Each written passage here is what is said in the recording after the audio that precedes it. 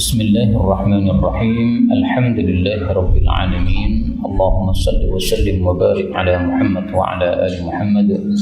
Allahumma anfa'na bima 'allamtana wa 'allimna ma yanfa'una wa zidna ilma wa barik lana fi ilmina warzuqna al-ikhlasa fil qawli wal 'amali kamila wa 'ilman nafi'an la yunsa wa tawfiqan daima wa sihhatan wa yaqinan wa afiyah. Allahumma iftah lana kulla khair wa yassir lana kulla umur. Allahumma ansuril mujahidin wa rahimil mustad'afin wa dammir a'da'ad-din wa tmis 'ala amwalihim amin ya rabbal alamin. Alhamdulillah kaum muslimin rahimakumullah, kita lanjutkan kajian kitab Al-Bulughah karya Al-Imam Ibnu Mulaqqin rahimahullahu ta'ala. Dan kita masih membahas tentang kitabus shalah. Awal dari kitabus shalah, yaitu pada hadis yang ke-58. Faqala al-muallif rahimahullahu ta'ala wa nafa'ana bihi wa bi ulumihi fid dharain amin. An Abi Dzar, dari Abu Dzar, namanya adalah Jundub atau Jundab ibni Junadah radhiyallahu anhu. Anan Nabiya, bahwasanya Nabi sallallahu alaihi wasallam qala, bersabda, farada, telah mewajibkan Allah itu ala ummati, atas umatku, lailatul Isra, pada malam Isra, khamsina salatan, 50 kali salat dalam satu hari.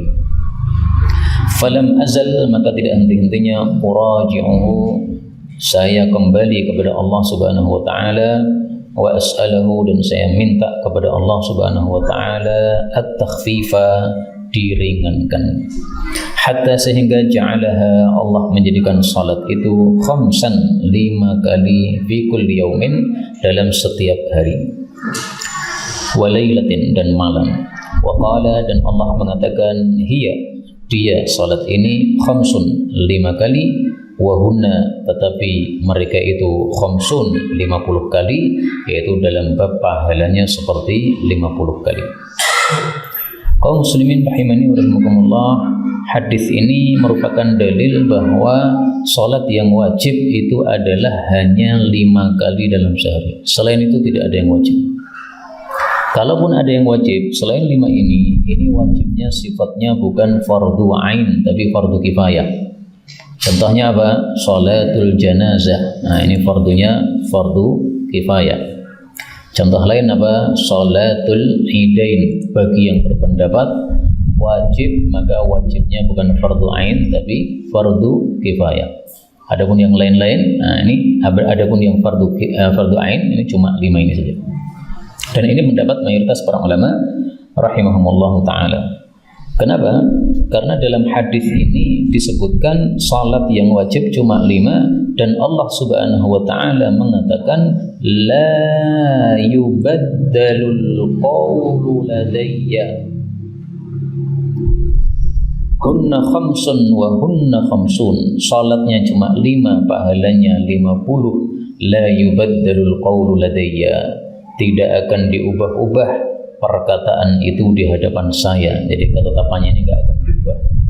Nah, kalau kita mengatakan ada salat yang wajib selain 5 ini, berarti ucapan Allah terubah lagi dong. Padahal ini sudah Allah katakan tidak akan berubah. Ini hadisnya panjang ya, muttafaqun alaih. Nah, sehingga hadis yang kita baca ini hanyalah ringkasan. Nah, di sini sebenarnya ada tambahan tadi, la yubaddalul qawlu ladayya. Kita ambil beberapa faedah. Faedah yang pertama, perawi hadis ini adalah Abu Dzar. Abu Dzar terkenal dengan nama kunyahnya, dan ternyata nama aslinya itu adalah Jundub bin Junadah. Ini dalnya boleh dibaca 2, boleh dibaca dhammah Jundub, boleh dibaca fathah Jundab, bebas. Abu Dzar termasuk sahabat Nabi sallallahu alaihi wasallam yang terkenal karena memiliki fadilah. Rasul sallallahu alaihi wasallam bersabda, man sarrahu, barang siapa yang senang ayyang dura ila tawadhu Isa, melihat kepada tawadhu'nya Nabi Isa, falyanzur ila Abi Dzar, maka silahkan melihat kepada Abu Dzar. Jadi orangnya sangat tawadhu. Saking tawadhu'nya Abu Dzar ini, beliau radhiyallahu taala anhu tidak pernah beliau menganggap dia dengan budaknya itu dia lebih mulia, ya, maka dia kasih baju yang sama antara dia dengan budaknya. Ini hadis riwayat Abu Ya'la, derajatnya sahih. Faedah yang kedua, dalam hadis ini Rasul mengatakan faradallah, Allah memfardukan. Fardu maksudnya mewajibkan. Maka istilah fardu dengan istilah wajib itu sama maknanya. Dan ini pendapat mayoritas para ulama. Adapun mazhab Hanafi, mereka membedakan antara fardu dengan wajib. Fardu itu yang dalilnya qat'i dari Quran atau hadisnya mutawatir. Adapun yang wajib, ini derajat di bawah fardu. Sehingga dalilnya tidak harus qat'i, boleh dhanni. Tapi ringkasnya dua-duanya wajib, dua-duanya harus. Tapi derajatnya itu apa? Fardu ini lebih tinggi. Nah, maka sholat ini termasuk yang fardu menurut mazhab Hanafi, bukan termasuk yang wajib, karena wajib itu derajatnya lebih rendah lagi. Nah, sholat termasuk yang wajibnya wajib fardu menurut mereka. Faedah berikutnya, dalam hadis ini disebutkan Allah wajibkan atas umatku. Umat Nabi kan ada dua. Ada umat disebut umat dakwah, ada umat disebut umat ijabah. Umat dakwah itu semua manusia, Yahudi, Nasrani, Hindu, Buddha, Muslim, kafir. Ini umat dakwahnya Nabi. Umat ijabah itu yang mengijabahi Nabi, yaitu yang Muslim saja. Ahlu sunnah, ahlu bid'ah, orang syiah, orang khawarij, semua. Nah, yang dimaksud di sini ummati siapa ini? Apakah umat dakwah atau umat ijabah? Yang wajib sholat itu yang mana?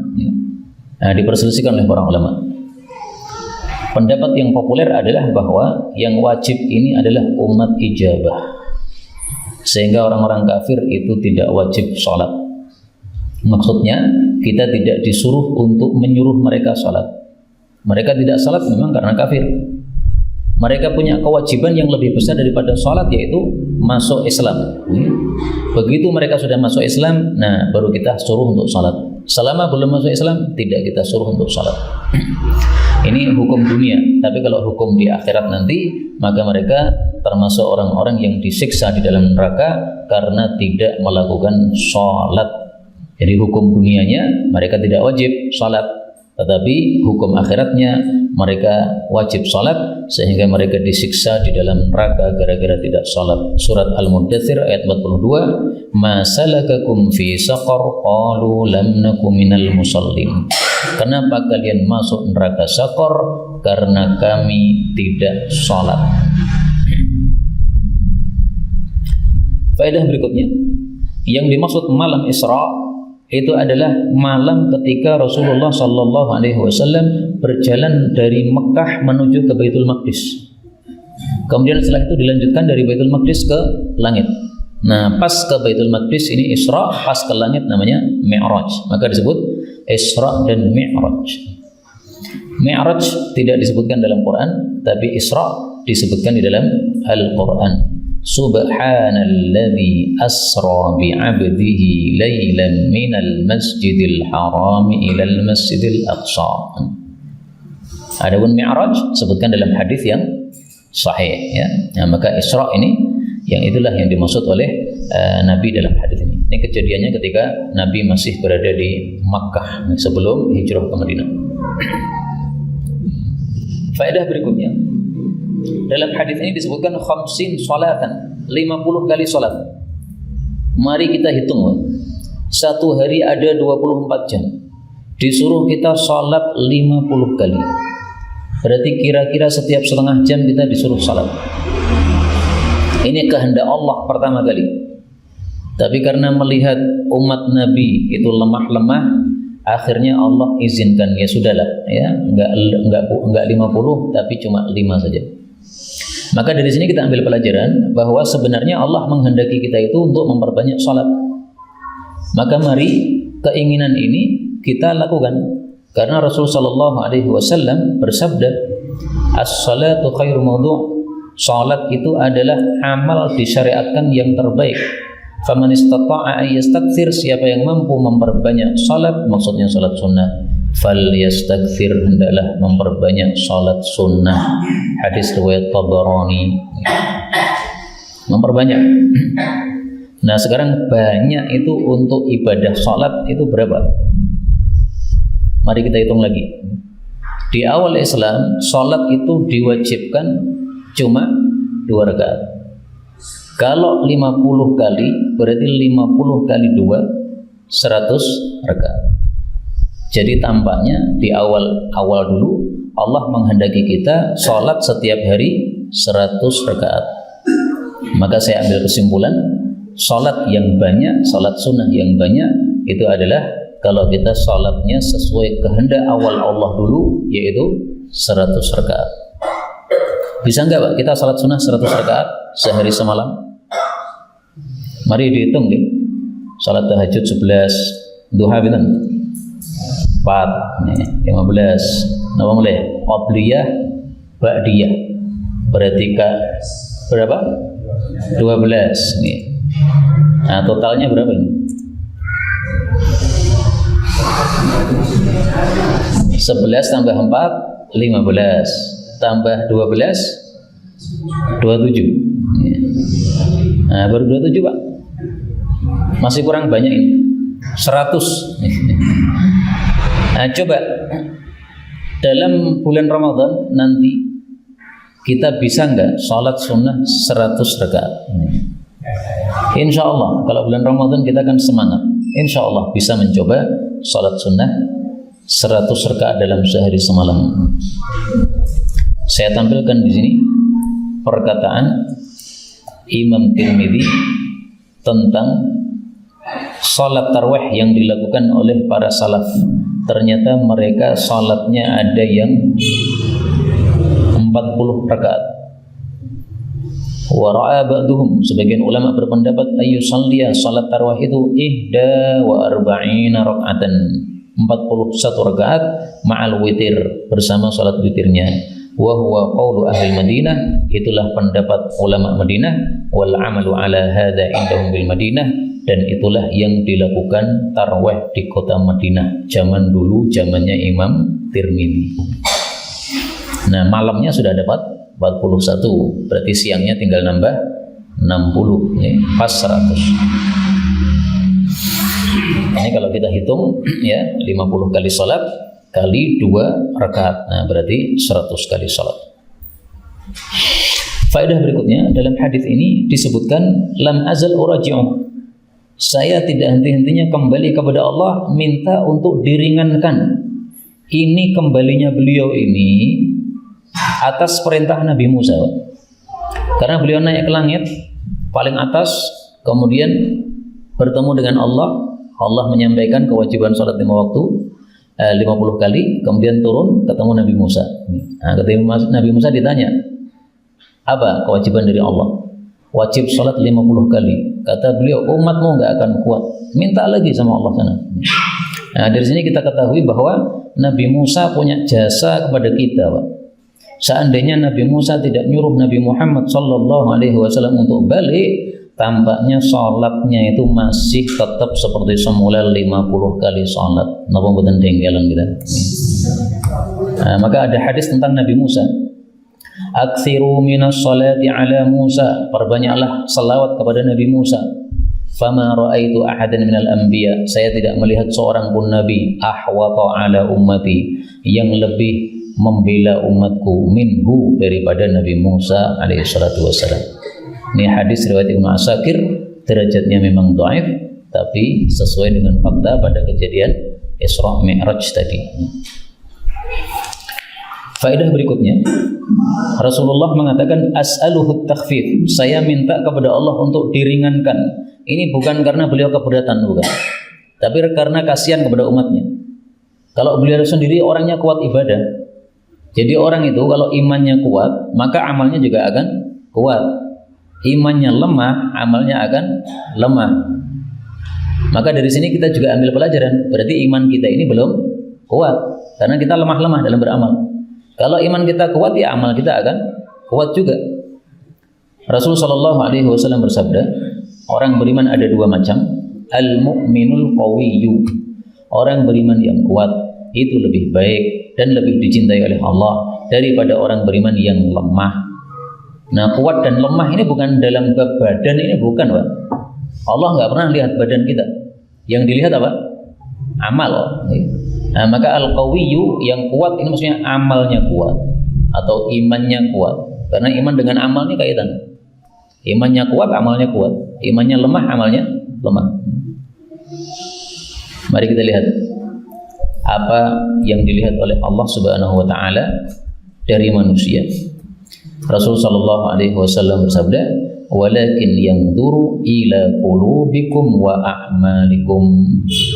Tiada lain Allah itu hanya melihat kepada hati kita dan amal kita. Hadis riwayat Muslim. Nah, berarti al-qawiyyu tadi ya, yang kuat itu maksudnya adalah kuat dalam imannya, iman itu dalam hati, atau kuat dalam amalnya, dan itu berkaitan.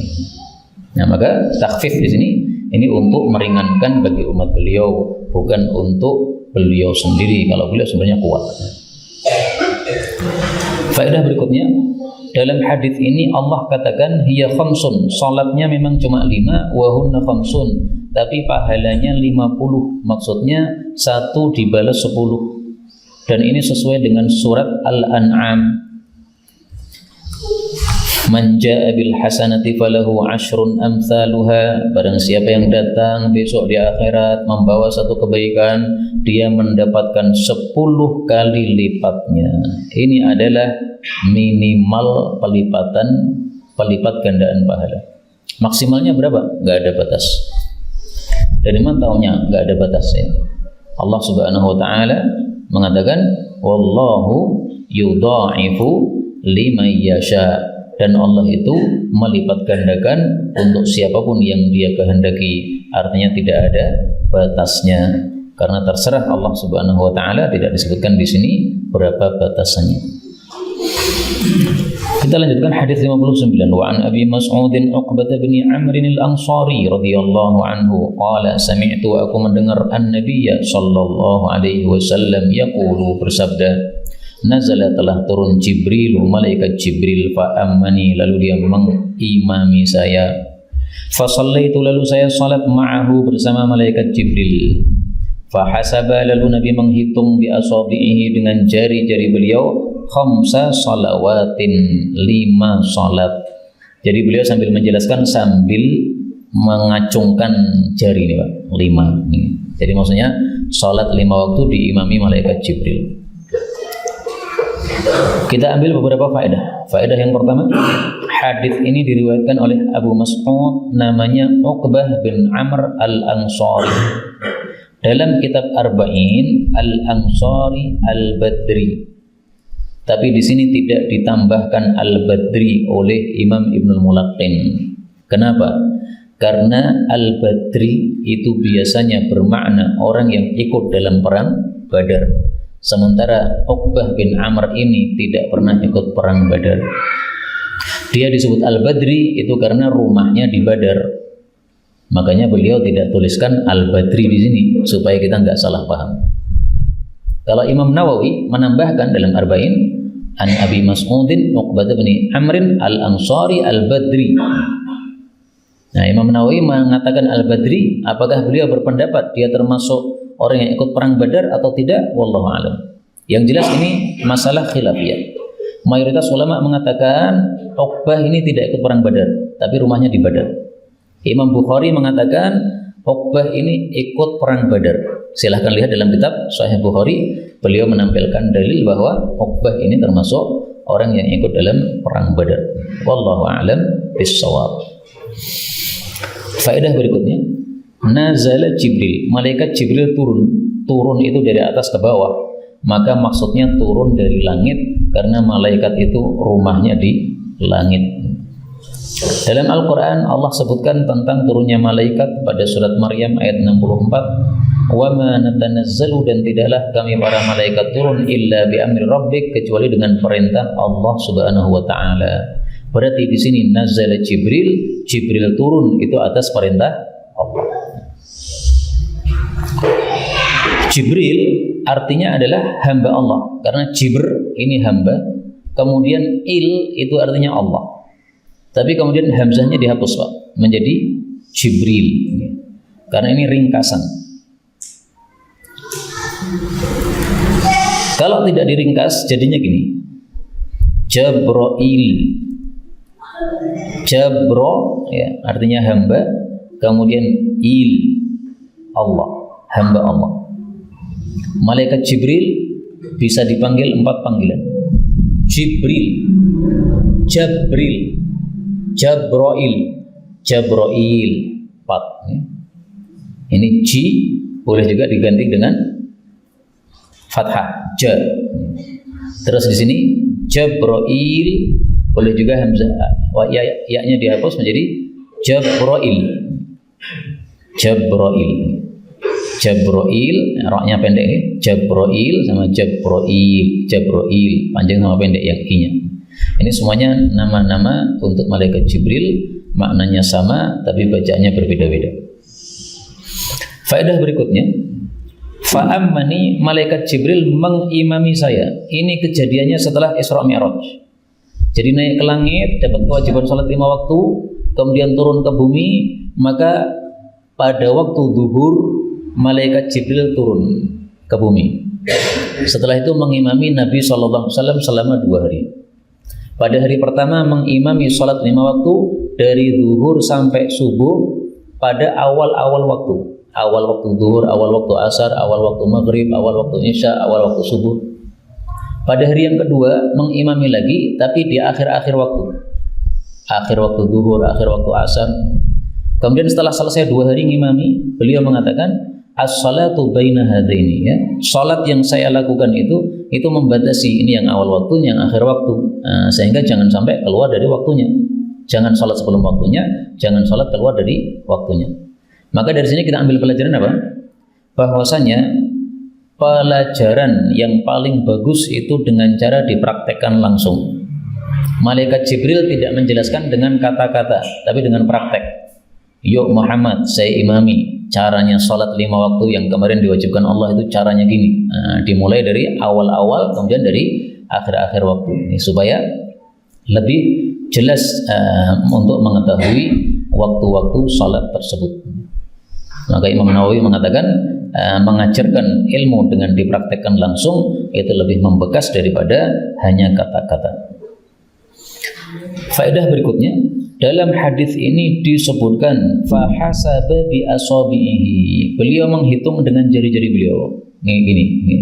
Salat zuhur, salat asar, salat maghrib, salat isya, salat subuh, 5 diacungkan. Dan seperti ini sering dipraktekkan oleh Nabi Sallallahu Alaihi Wasallam. Salah satu contohnya hadis yang bicara tentang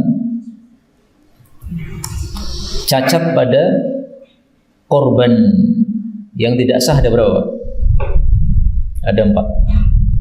Arba'atun, ada 4 cacat la yujzina yang tidak sah fil adhahi untuk korban Idul Adha. Nah, ketika mengatakan 4 ini beliau sambil nunjuk 4 ini, Pak. Dari mana taunya? Ini. Qala hakadha biyadi. Qala itu artinya berisyarat. Beliau berisyarat seperti ini dengan telapak tangannya. Wa yadi aqsar min yadi Rasulillah sallallahu alaihi wasallam. Tapi sayangnya tangan saya, kata perawi hadis yaitu Bara', lebih pendek dari tangannya Nabi sallallahu alaihi wasallam. Jadi kata Bara', Nabi mengatakan begini, tapi tangannya beda ya. Kalau saya pendek tangan saya, kalau Nabi itu tangannya lebih panjang, lebih sempurna. Nah, maka ini tata cara adalah menyampaikan perkara yang dihitung supaya lebih ingat, itu caranya ditunjukkan dengan jari begini. Istilahnya apa? At-ta'lim bilughatil jasad. Mengajarkan sesuatu dengan bahasa tubuh. Kalau cuma ngomong saja, nah itu masuknya pada telinga. Tapi kalau dengan gerakan tubuh, nah ini juga terlihat oleh mata. Nah, maka mata melihat, telinga mendengar, ini lebih paham, lebih menancap. Maka Rasulullah SAW seringkali seperti itu. Dan ini kalau kita kumpulkan, ini bisa jadi satu buku. Gerakan-gerakan Nabi ketika mengajar bisa satu buku, ya, karena hadisnya yang menunjukkan hal itu sangat-sangat banyak. Hadis berikutnya, hadis 60. An Abi Hurairah radhiyallahu anhu qala qala Rasulullah sallallahu alaihi wasallam Man barang siapa adraka mendapati rakaatan satu rakaat minas subhi dari salat subuh qabla sebelum antatlu asyamsu terbit matahari faqat berarti sungguh adraka telah mendapati as-subha salat subuh. Wa man adraka dan barang siapa yang mendapati rakaatan satu rakaat minal asr dari salat asar qabla sebelum antaghrub asyamsu tenggelam matahari faqat maka sungguh adraka telah mendapati al-asra salat asar. Kaum muslimin rahimani wa rahimakumullah, sebelum dijelaskan perlu diketahui bahwa salat itu ada dua istilah, ada qadha. Ada itu menunaikan salat tepat waktunya, itu disebut ada. Salat duhur jam 12 itu ada, salat asar jam 3:4 itu ada, atau 3:30 itu ada. Kalau qadha itu adalah salat di luar waktunya sudah habis, itu namanya qadha. Salat duhur jam 4:30, nah itu berarti qadha namanya, Pak. Salat asar jam 7, nah itu qadha. Nah, salat ada itu pahalanya lebih besar daripada salat qadha. Karena ada itu berarti kita melakukan salat pada waktunya masing-masing. Dalilnya apa? Bahwasanya salat ada lebih besar daripada salat qadha pahalanya. Ini dalilnya. Rasulullah sallallahu alaihi wasallam bersabda, "Awwali waqtiha ayyul a'mali afdal." Amalan apa yang paling utama? Maksudnya paling besar pahalanya. Maka beliau mengatakan as-salatu fi awwali waqtiha, salat di awal waktunya. Tapi saya jujur ya, kata-kata di awal ini derajatnya kata Syekh Al-Albani sahih, tapi kata guru kami Syekh Mustafa Al-Adawi tidak sahih. Adapun yang sahih adalah lafal yang lain, li waqtiha. Ahabul a'mal ilallah, amal paling dicintai Allah, yaitu yang paling besar pahalanya as-salatu liwaqtiha, salat pada waktunya, tidak ada kata-kata awal. Ini hadisnya muttafaqun alaih dengan lafal seperti ini. Nah, maka salat ada pahalanya lebih besar daripada salat qadha. Sekarang muncul pertanyaan, ada seseorang salat subuh 2 rakaat, rakaat pertama ada, rakaat kedua sudah keluar waktu, berarti kan qadha ini. Nah ini kalau 1 rakaat ada, 1 rakaat qadha, ini dihitung qadha atau ada ini? Ternyata di sini Rasulullah mengatakan, barang siapa yang mendapati 1 rakaat salat subuh sebelum terbit matahari, berarti ada. Faqad adraka subah, berarti dia sudah mendapati salat subuh, maksudnya salatnya dihitung ada oleh Allah Subhanahu wa taala. Paham ya? Jadi yang 2 rakaat ini, yang satunya semestinya qadha, tapi oleh Allah dimaafkan, ya sudah, dimenangkan yang ada, sehingga dua-duanya ini dianggap apa?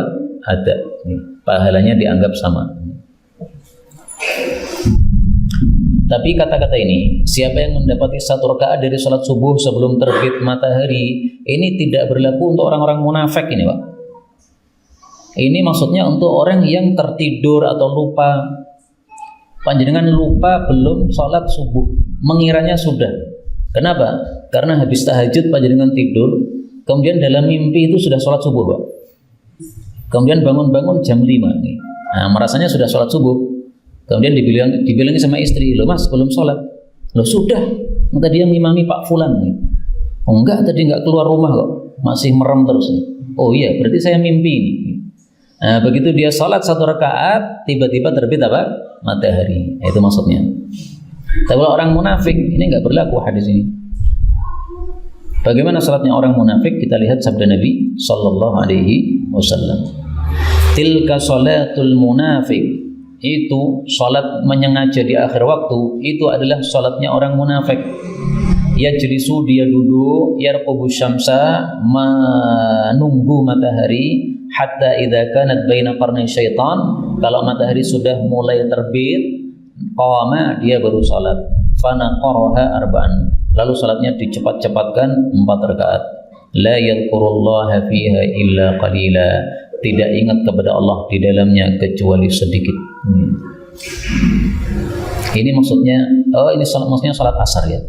Salat asar mereka menunggu matahari sampai ketika sudah ada di antara tanduk setan, itu maksudnya ketika proses tenggelam. Begitu proses tenggelam, mereka menyengaja baru salat, kemudian salatnya 4 rakaat dengan sangat cepat. Nah, seperti ini enggak dibahas oleh Nabi sallallahu alaihi wasallam dalam hadis yang kita bicarakan ini ya, karena mereka itu salatnya diakhirkan menyengaja. Ini bukan menyengaja. Faedah berikutnya, dalam hadis ini hanya disebutkan 2, salat subuh sama salat asar. Tapi hukumnya berlaku untuk semua salat. Salat Jumat, misalnya kita datang Jumatan, dapat 1 rakaat, maka itu dihitung Jumatan. Tapi kalau kita datang sudah terlambat 2 rakaat, maka itu dihitung zuhur. Dihitung apa? Zuhur. Sehingga kita harus sholatnya 4 rakaat. Kok mati kenapa?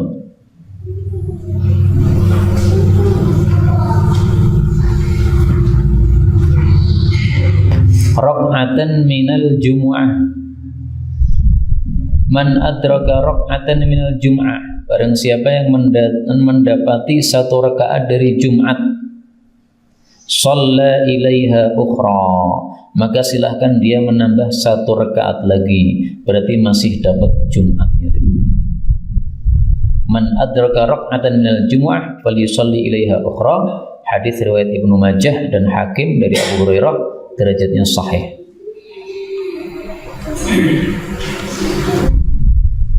Tapi kalau kata Imam Haythami, diriwayatkan Abu Ya'la, sanadnya ada Hajjaj bin Artah, dan orang ini diperbincangkan, maksudnya ada yang mendhaifkan orang ini. Tapi ringkasnya ini sudah sepakatan para ulama bahwa yang terlambat 2 rakaat Jumatan maka salatnya menjadi 4. Yang terlambat 1 maka tinggal nambah 1, berarti masih dapat Jumatan. Faedah berikutnya, dalam hadis ini disebutkan as-subh, maksudnya salat subuh. Di sini disebutkan al-asr, maksudnya salat asar. Jadi ini kata-kata terhapus, salatul asr, salatus subuh. Tapi karena sudah mafhum dihapus Pak, salatnya dihapus, salatnya dihapus. Al-asr sendiri artinya waktu asar. Maka disebut asar maksudnya apa? Salat asar. Disebut subuh maksudnya salat subuh. Salat di waktu subuh, salat di waktu asar. Karena itu saya tampilkan di sini kalam Allah Subhanahu wa taala ketika menyebutkan asr pada surat Al-Asr, wal asr. Apa artinya ini? Apakah yang dimaksud waktunya ataukah salatnya? Ada perselisihan pendapat di antara para ulama. Pendapat populer wal asr demi masa. Ini karena tafsiran dari Ibnu Abbas. Tapi ada yang mengatakan wal asr demi waktu asar. Waktu asar dalam bahasa Arab itu sejak terbit tergelincir matahari sampai tenggelam matahari. Sejak waktu zuhur sampai salat sampai waktu maghrib. Ini namanya waktu asar ya, sore hari ini. Dari siang sampai dari zuhur sampai maghrib. Ada juga yang mengatakan wal asr demi salat asar. Kenapa Allah bersumpah dengan salat asar? Karena salat asar adalah salat yang paling utama, wassalatil wusta, salat yang paling utama yaitu salat asar. Nah, perselisihan pendapat ini wajar karena kita temukan di sini ternyata kata-kata al-asr yang dimaksud bukan waktunya, tapi yang dimaksud adalah salatnya. Sehingga ada dalil ya bagi yang mengatakan bahwa wal asr itu maksudnya adalah salat asar. Faedah terakhir, Rasulullah hanya menyebutkan subuh dan asar, padahal hukumnya berlaku untuk 5 salat. Pertanyaannya, kenapa yang disebut subuh sama asar? Karena subuh dan asar ini adalah salat yang paling utama. Mari kita lihat dalilnya. Rasulullah SAW bersabda, man shallal bardaini dakhalal jannah. Barang siapa yang salat pada 2 waktu yang sejuk maka pasti masuk jannah. Hadis riwayat Muslim. 2 waktu yang sejuk yaitu subuh dan asar. Allah Subhanahu wa taala mengatakan dalam Al-Qur'an, pada surat Al-Baqarah ayat 238, hafidhu 'alas salawati, jagalah salat 5 waktu, was salatil wusta, terutama salat wusta yaitu salat asar. Berarti salat asar adalah yang paling utama. Allah Subhanahu wa taala mengatakan pada surat Al-Isra ayat 78, wa qur'anal fajr, salat fajar, salat subuh. Inna qur'anal fajri kana mashhuda, sesungguhnya salat fajar, salat subuh itu disaksikan oleh para malaikat. Berarti ada fadilahnya yang khusus. Rasulullah sallallahu alaihi wasallam bersabda, yata'aqabuna fikum, bergantian menjaga kalian, malaikat malam dan malaikat siang. Mereka kumpul pada salat subuh dan salat asar. Ini fadilah-fadilahnya, Pak. Salat subuh sama salat asar. Makanya di sini Rasulullah hanya sebutkan subuh dan asar, tapi sudah mewakili salat-salat yang lain karena memang ini salatnya paling utama, yaitu subuh dan asar. 61. An Abi Barzah radhiyallahu anhu. Namanya siapa Abu Barzah? Nazlah ibni Ubaidin al-Aslami radhiyallahu anhu. Anna Nabiyya sallallahu alaihi wasallam kana, adalah beliau, yakrahu, membenci, an-nauma, tidur, qabla al-isya, sebelum isya, wal hadith, dan ngobrol-ngobrol, ba'daha, selepas isya. Hadis ini dimasukkan dalam kitab salat. Kenapa? Padahal tidak membicarakan masalah salat, tapi masalah tidur dan ngobrol. Dimasukkan dalam kitab salat karena fungsinya atau tujuannya adalah jangan sampai gara-gara tidur dan ngobrol salatnya jadi telat. Paham ya? Beliau tidak suka tidur sebelum isya. Kenapa? Karena antara maghrib dengan isya waktunya sangat singkat. Kalau kita tidur sebelum isya, nanti kira-kira pas adzan isya itu masih tidur, sehingga kita terlambat sholat isyanya. Bangun jam 9, nah, sholat isyanya berarti terlambat. Berarti kamu tidak lakukan sholat isya di awal waktu, tapi di akhir waktu atau di tengah waktu. Kemudian ngobrol setelah isya sampai larut malam, jam 11:30 misalnya. Nah, akhirnya sholat subuhnya bangunnya kesiangan. Jadi hadis ini memang tidak salah ditempatkan di sini. Ini bicara tentang waktu sholat. Jagalah waktu sholat yang awal. Bagaimana caranya? Jangan ngobrol habis isya. Bagaimana caranya? Jangan tidur sebelum isya. Nah, karena sudah diketahui maksudnya, sehingga tidur sebelum isya ini tidak harus hukumnya sama antara satu orang dengan orang yang lain.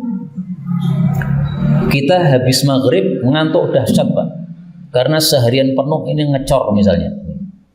Kalau kita habis maghrib tidak tidur, nanti isya tidak akan bisa sholat karena ngantuknya dahsyat. Nah, supaya isya nanti bisa sholat, sengaja panjenengan setelah wiridan ba'da maghrib tidur di masjid, dengan harapan nanti setelah tidur selama 1 jam ya antara maghrib sampai isya. Nah, begitu mendengar adzan isya sudah fresh langsung, sholat isyanya bisa khusyuk. Nah, seperti ini nggak apa-apa, tidak yakrohu, tidak makruh lagi. Kenapa? Karena kekhawatiran untuk terlambat sholat isya tidak ada. Orang tidurnya di masjid, apalagi sengaja tidurnya di dekatnya muadzin. Nah, sehingga begitu muadzinnya bengok-bengok mesti tangi. Ini nggak apa-apa seperti ini. Ini saya masih ingat saya dulu ketika masih santri. Jadi kan kita disuruh baca kitab itu dari jam 9, 2 jam, Pak. 9, 10, 11. Baca kitab itu setiap hari 2 jam. Jam 9 sampai jam 11. Itu udah ngantuk-ngantuk sekali ya, Pak. Ini kalau tidak tidur, maka sholat duhur pasti teklak-tekluk. Nah, sehingga saya sengaja waktu itu habis baca kitab langsung tidur di masjid. 11 sampai setengah 12, setengah jam. Tidurnya di mana? Dekatnya muadzin. Nah, muadzin teriak langsung bangun. Nah, ini adalah apa?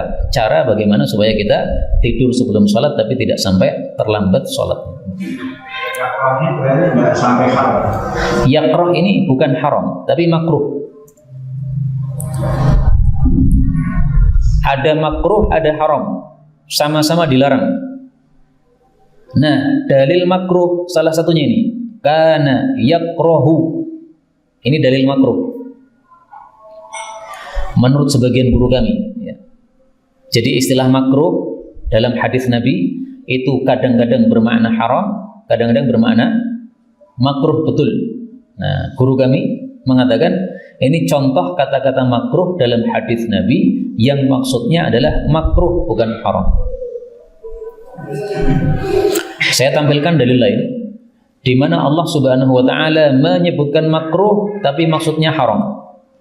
Pada surat Al-Isra ayat 38, kullu dzalika kana sayyi'atan 'inda rabbika makruha. Semua itu adalah kejelekan di hadapan Allah yang makruh, dibenci oleh Allah. Nah, di sini makruhnya haram. Kenapa? Coba kembali ke belakang. Allah Subhanahu wa taala mengatakan, wa qadha rabbuka alla ta'budu illa iyyah wa bil walidaini ihsana. Jangan syirik. Nah, syirik itu haram. Kepada orang tua yang baik, berarti durhaka itu adalah haram. La taqul lahuma uff, jangan ngomong uff kepada orang tua, haram. Wala tanharhuma, membentak orang tua, haram.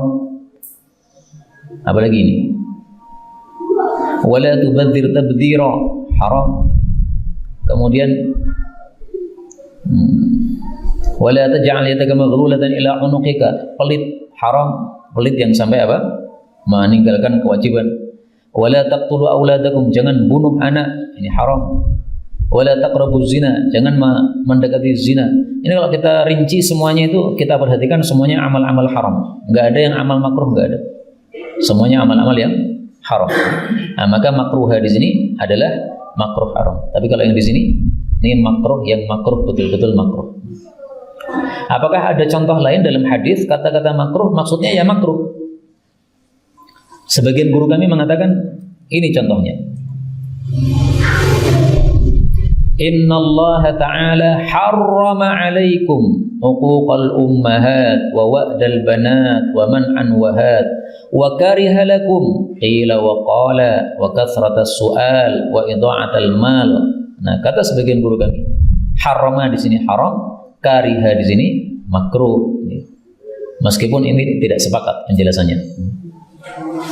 Wa kariha, dan Allah itu membenci. Membenci maksudnya apa? Makruh, tidak sampai haram. Qila wa qala, ya. Ucapan yang tersebar yang belum jelas kebenarannya, jangan ikut diucapkan. Kalau nekat diucapkan gimana? Makruh. Kasratas soal, banyak meminta atau banyak bertanya yang tidak diperlukan. Nah, ini juga makruh. Idha'atal mal, menyia-nyiakan harta, juga makruh. Nah, ini pendapatnya tidak disepakati. Bahwasanya kariha di sini maksudnya apa? Makruh, tapi ada sebagian guru kami yang mengatakan makruh di sini ya makruh yang kita kenal itu. Terus dari mana taunya bahwasanya yang di sini yakrahun naum, membenci tidur sebelum isya ini bukan haram tetapi hanya makruh saja. Karena hukum sholat jamaah itu adalah tidak wajib menurut mayoritas para ulama, tetapi hanya sunnah muakkadah. Nah, sehingga tidur yang menyebabkan tidak sholat jamaah, yang sholat jamaah hanya sunnah muakkadah, maka tidurnya ini tidak sampai kepada haram, tapi hanya makruh saja. Nah, kalau mengatakan sholat jamaah wajib, ya bisa saja memahami bahwa yakrahu di sini adalah haram. Karena apa? Menyebabkan meninggalkan sesuatu yang wajib.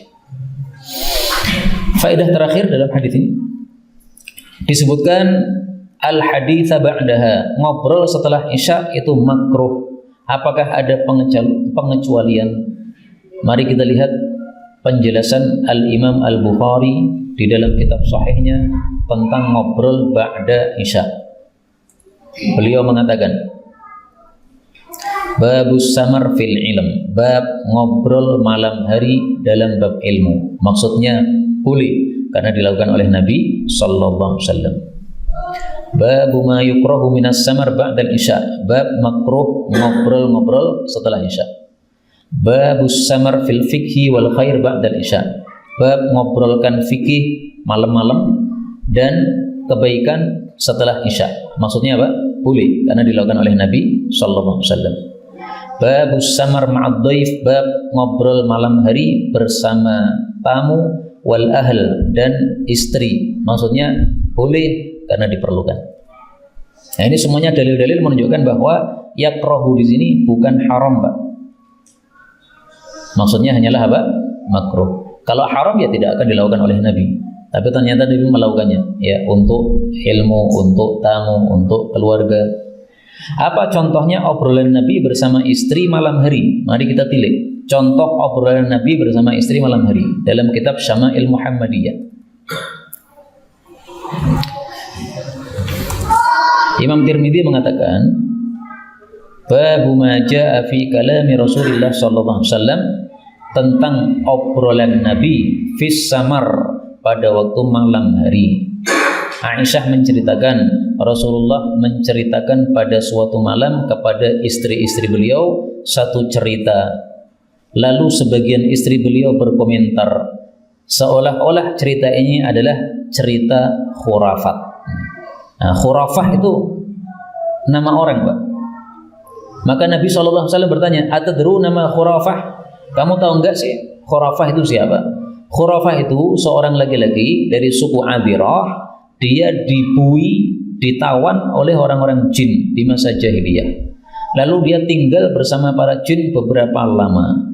Lalu dikembalikan lagi hidup di tengah-tengah manusia, sehingga dia bisa ngobrolin kepada manusia apa saja yang dia lihat di tengah-tengah jin yang merupakan perkara-perkara yang ajaib, sehingga orang-orang mengatakan ini ceritanya khurafah. Nah, sekarang diubah menjadi apa? Khurafat. Jadi khurafah itu sebenarnya nama orang, Pak. Nah, sehingga cerita yang ngoyo-woro ngalor ngidul, yang apa, aneh-aneh, yang ajaib, itu dianggap sebagai cerita khurafat. Seperti harta yang tertimbun di tanah disebut harta karun, maksudnya hartanya korun. Mirip dengan ini, ya. Korun itu nama orang, khurafah juga nama orang. Contoh lagi, Rasulullah SAW pada suatu malam diceritai oleh Aisyah. Ceritanya panjang banget, Pak. Ada 11 wanita, mereka duduk bersama, lalu mereka bersepakat untuk tidak menyembunyikan kabar tentang suami mereka sedikit pun, harus jujur suaminya kayak apa. Nah, istri perempuan yang pertama mengatakan, suami saya itu dagingnya seperti daging onta yang ghasin, yang kurus di atas gunung yang susah. Dia tidak mudah untuk dinaiki, tidak pula wala saminin fayuntaqal, tidak bisa dipindah. Ini maksudnya mengadukan suaminya yang sifatnya susah. Kemudian istri yang kedua mengatakan begini, istri yang ketiga mengatakan begini, istri yang keempat mengatakan begini, sampai disebutkan oleh Aisyah 11 istri tadi cerita masing-masing tentang suaminya masing-masing. Lah ini tidak disebutkan ceritanya kapan, malam atau siang, nggak disebutkan. Tapi Imam Tirmidzi memasukkan dalam bab ngobrol pada malam hari. Seolah-olah Imam Tirmidzi mengatakan obrolan seperti ini biasanya terjadinya malam hari. Karena siang hari itu sibuk, nggak sempat ngobrol-ngobrol gini, Pak. Siang hari kan kerja kan, ngobrol gini kan berarti orang ngangguran. Nabi bukan pengangguran.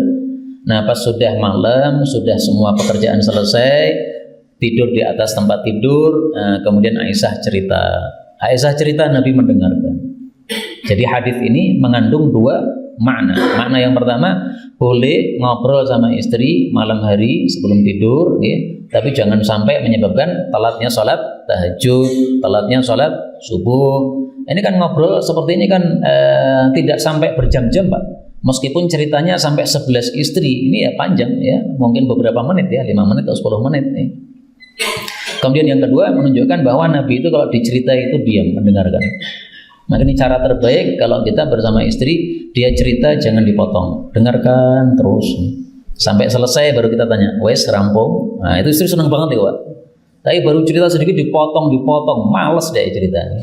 Nah kalau Rasulullah SAW, Bapak, dengarkan. Memang perempuan tuh kata-katanya banyak, nah, maka sabar untuk apa? Mendengarkan. Nah kalau sudah selesai, baru kita bertanya, radionya serampung. Nah, kalau radionya sudah selesai, kita jadi orang yang mengomentari, ya, pengomentarnya. Baik, sampai di sini yang dapat kita pelajari. Wallahu a'lam bishawab. Walhamdulillahirabbil alamin.